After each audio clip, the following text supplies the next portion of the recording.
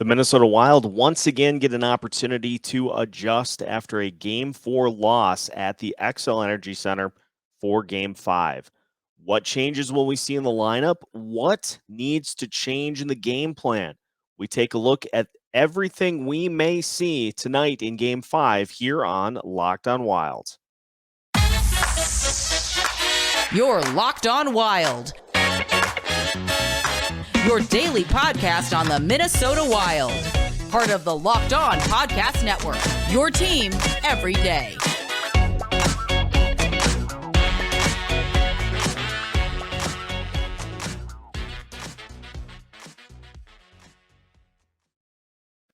What's happening, everybody? Welcome to another episode of Locked on Wild, your daily Minnesota Wild podcast, part of the Locked on Podcast Network, your team every day. Thank you for making Locked on Wild your first listen each and every day. And just as a reminder, Locked on Wild is free and available wherever you listen to podcasts. On today's episode of Locked on Wild, we preview Game 5, including looking at players that need to step up, how the Wilds can get back to their game plan that worked in Games 2 and 3, and some stats as to how important the early start and an early push is to teams not only in this series, but throughout the Stanley Cup playoffs as well. My name is Seth Topal, host of Locked on Wild, your host of the show and veteran Minnesota sports content producer with well over a decade's worth of experience covering your favorite Minnesota sports teams here in the state of Minnesota through their ups, through their downs, and through their playoff performances. Happy to have you along for a Tuesday edition as we gear up for tonight's Game 5 between the Wild and the Blues. And the Wild, once again, are the team that is in the spotlight with a chance to adjust and a chance to come back after losing in Game 4. It'll once again be on Dean Evason's shoulders to try to get this team to respond, something that they did all season long, something that they did in Game 2, and something that they will once again need to do here in Game 5 to try to, again, get the upper hand in this series.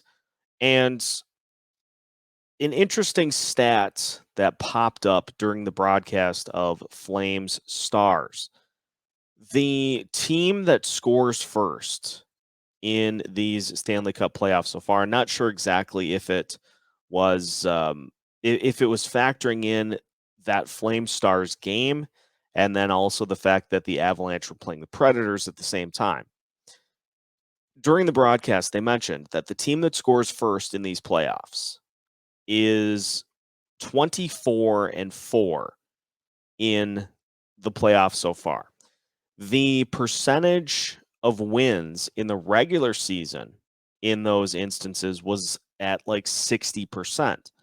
Now, in the playoffs, it has ratcheted up quite a bit to well over 80% by my semi-good math. And so, you look at the series between the Wild and the Blues, and every team that has scored first in this series has won. The Blues won Game 1 and 4. The Wild won Games 2 and 3. And so, obviously, the Wilds were a team that did a great job when they were facing deficits throughout the course of the regular season. Had plenty of comeback wins throughout the regular year. But I think it just goes to show you how difficult it is to complete comebacks in the postseason.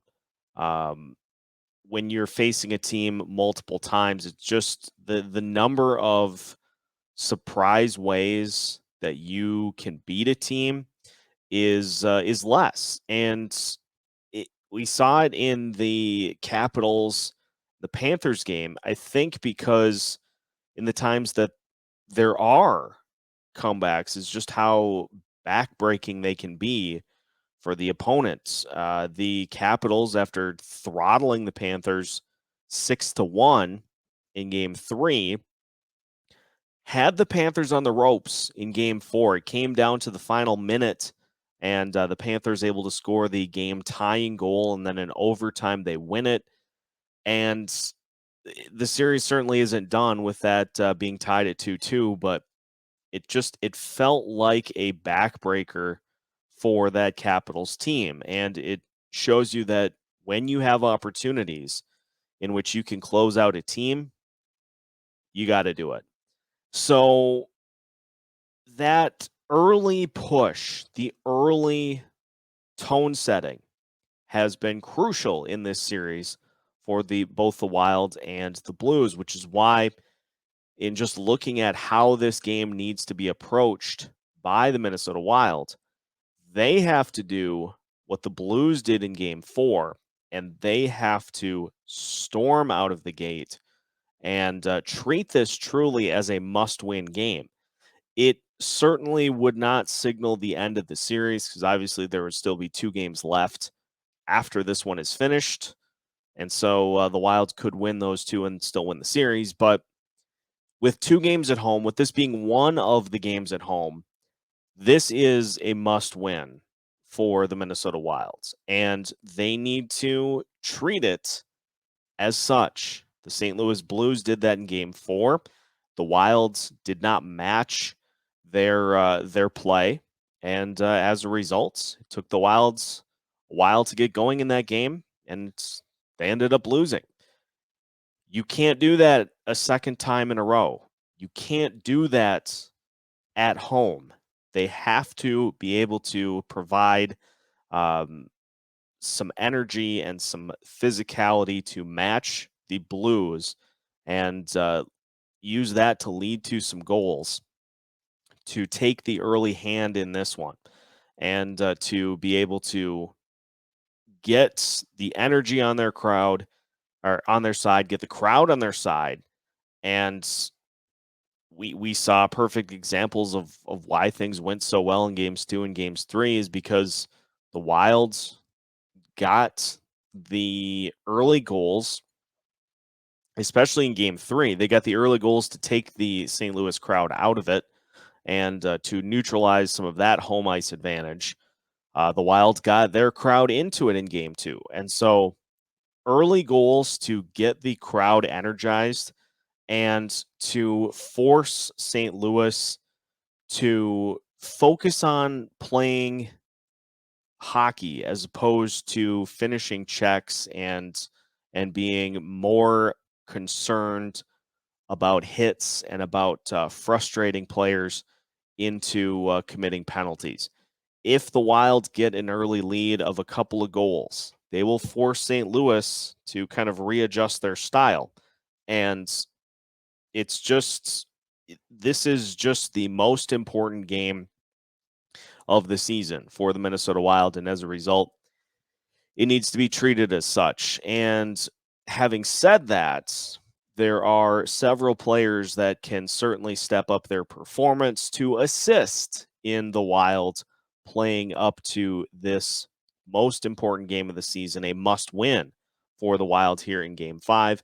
And we'll look at some of those players and what they can do in order to help the Wilds pick up a huge win in game 5. We'll do that when we come back here on Locked on Wild after this. Our partners at betonline.net continue to be the #1 source for all of your betting needs and sports info. You can find all the latest odds, news, and sports developments, including the NBA playoffs, Major League Baseball scores, fights, and even next season's NLF futures. BetOnline is your continued source for all of your sports wagering information, from live betting to playoffs, esports, and more. So head to their website today or use your mobile device to learn more about the trends and the action. You can find all that and more at BetOnline, where the game starts. Continuing today's episode of Locked on Wild, once again, thank you for making Locked on Wild your first listen each and every day. Once your first listen of the day is done, make sure you head over to the Locked on NHL podcast to get the full lowdown on everything going on throughout the NHL, with scores from last night's games, as well as a look at some of the games going on throughout the Stanley Cup Playoffs here tonight. The Locked on NHL podcast is free and available wherever you listen to podcasts. Players that need to step up their performance for a Game 5 win for the Minnesota Wild. Kevin Fiala, we talked about him yesterday. He has been a very key discussion point over the last 48 hours, and rightfully so. Has not provided that secondary scoring punch that the Wild got from that line the entire back half of last season. Now, the Blues have tried to keep that line quiet as much as they possibly can, and to this point, they certainly have. The hope being is that there was something found to build off of in Game 4 that can lead to this team, or that lead to this line being more productive the rest of the way.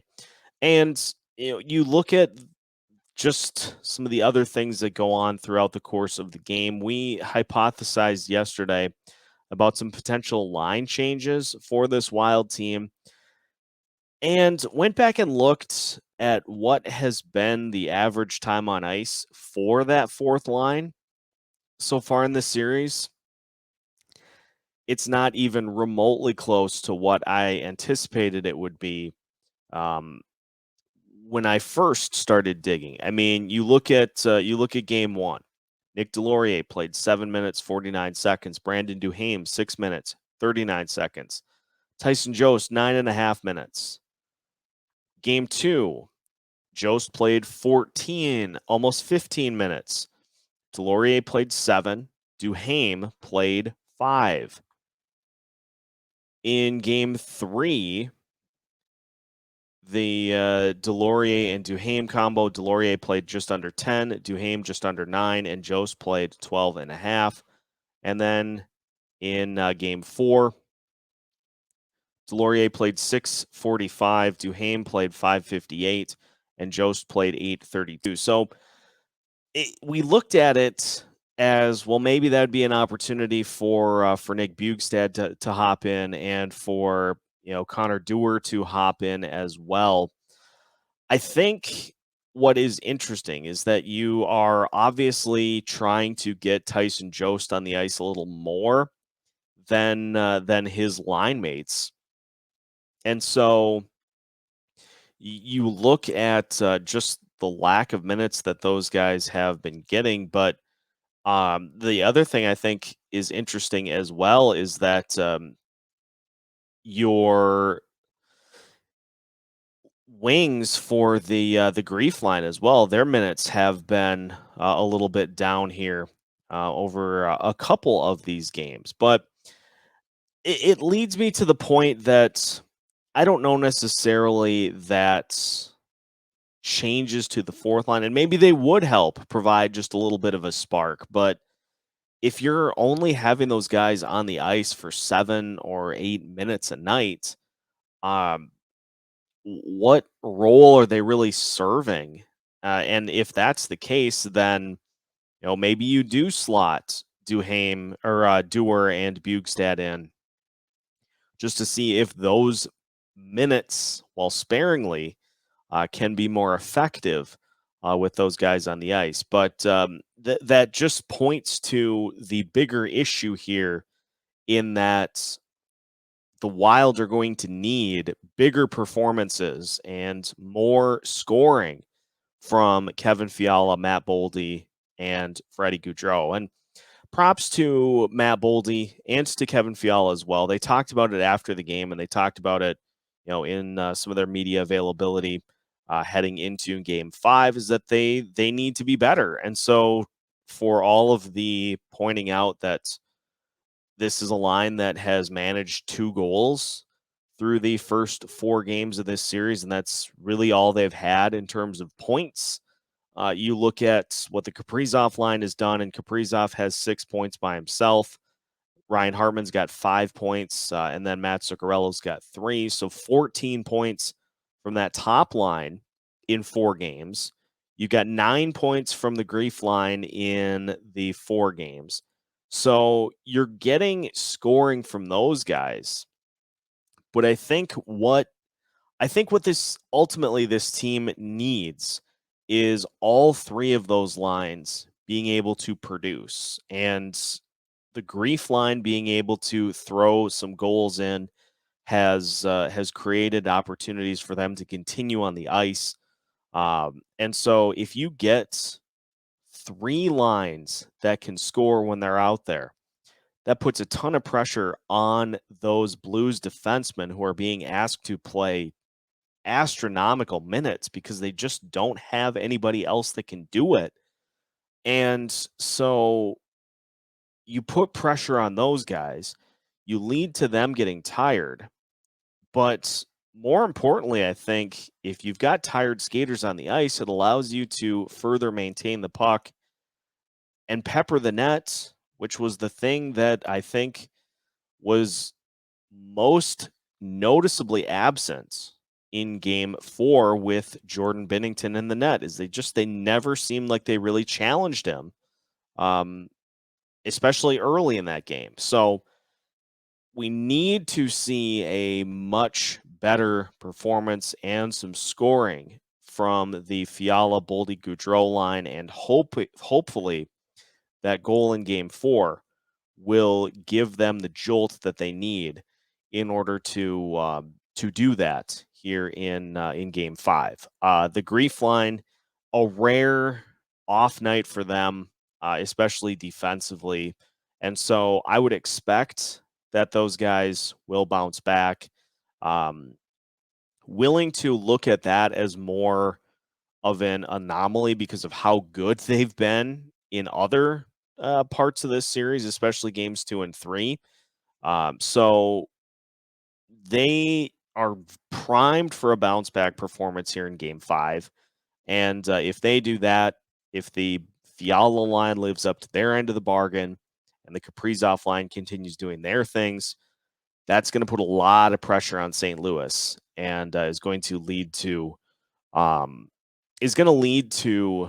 some good looks for this team, and ultimately, I think a bounce back performance that will lead to some really good things in Game 5.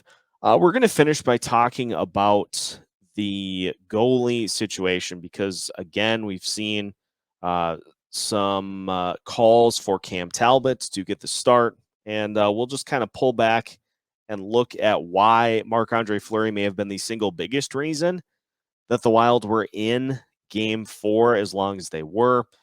So we'll talk Marc-Andre Fleury versus Cam Talbot for Game 5 to finish today's episode of Locked on Wild after this.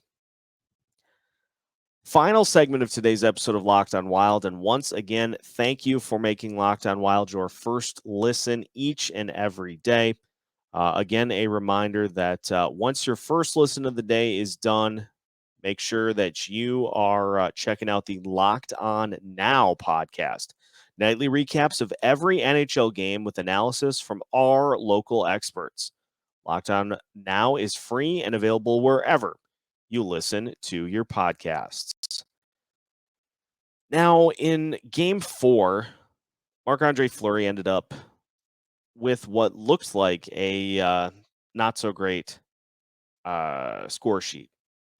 Although early on in that game, especially when the Wild were killing off the penalties in the first period, I think Marc-Andre Fleury's play was very good. You look at what led to the first goal for the Blues, a bad rebound that took another perfect bounce, and Fleury not able to contain it, the Wild defense not able to clear it, and just the perfect storm that once again led to the Blues getting a putback goal because the rebound kicked right to a waiting Blues player.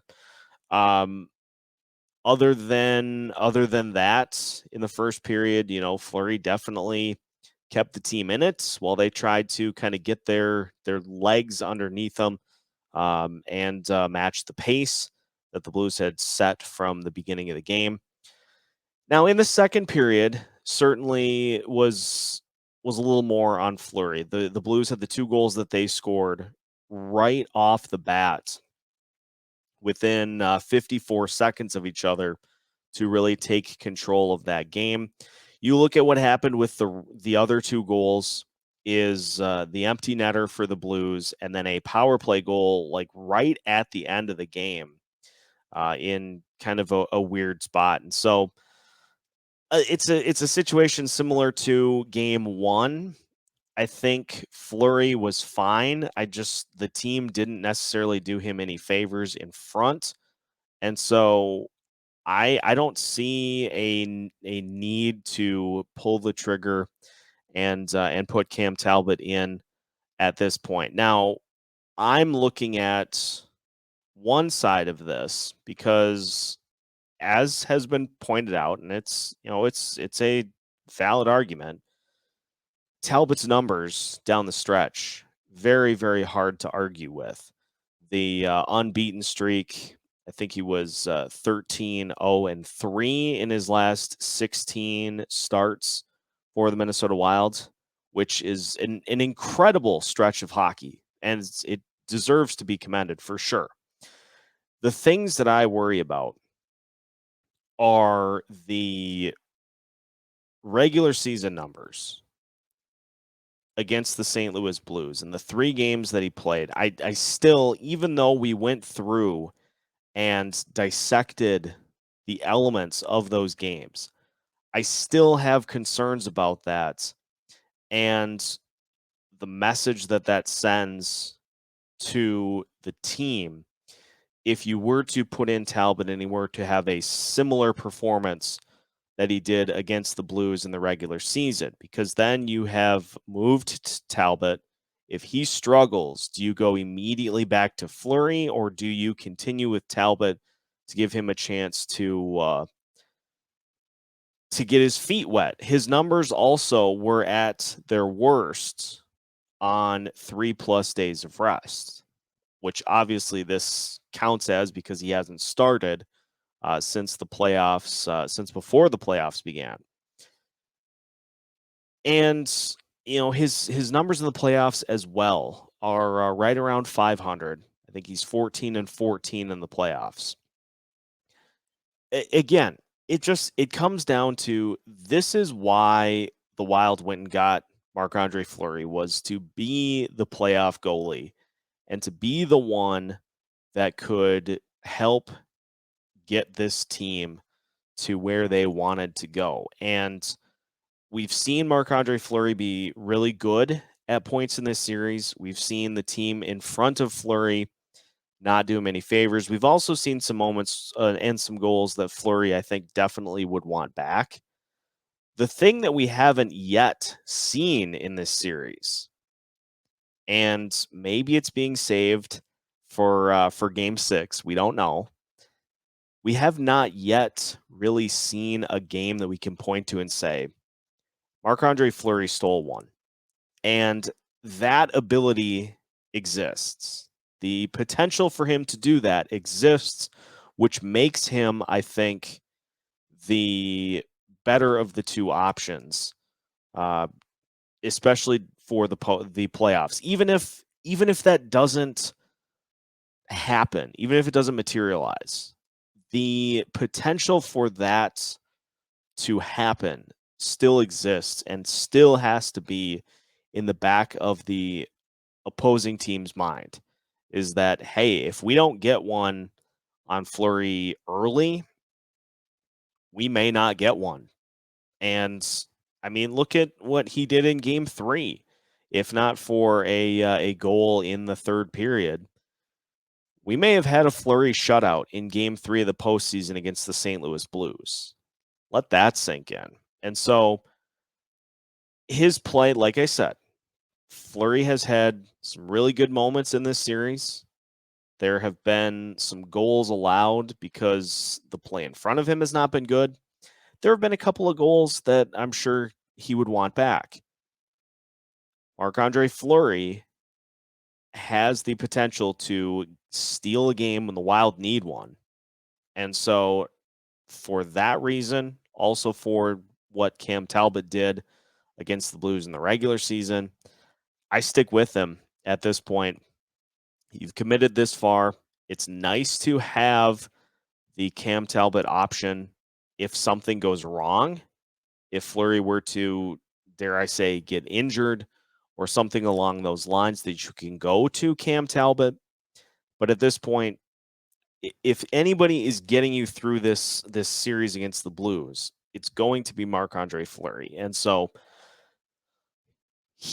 that'd be a great opportunity for him to absolutely quiet that offense and to give this team a big win in Game 5. But again, all on the Wild to respond after what happened in Game 4, and much like they did in Game 2, I think this team is going to get off the mat and is going to respond in earnest, and is going to do some really good things here in Game 5. So if we can see a bounce back effort from the GREEF line, if we get what we saw during the regular season from the Fiala line, if we get some scoring from those guys, and if we get some semblance of a working power play, this team's going to bounce back in a big way.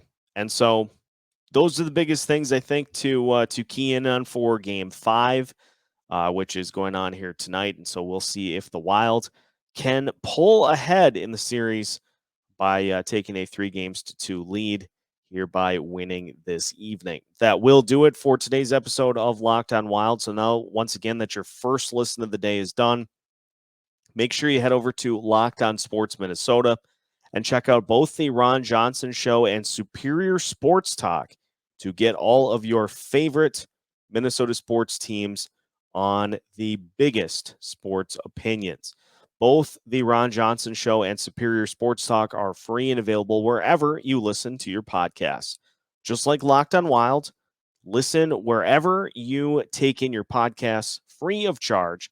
Also, make sure to follow us on social media at Locked On Wild so that you can stay up to date with everything going on throughout the Wild Blues series as the Wild try to make it a 3-2 lead by winning Game 5. We've got new episodes coming out every Monday through Friday to keep you up to date on your favorite Minnesota hockey team as part of the Locked On Podcast Network.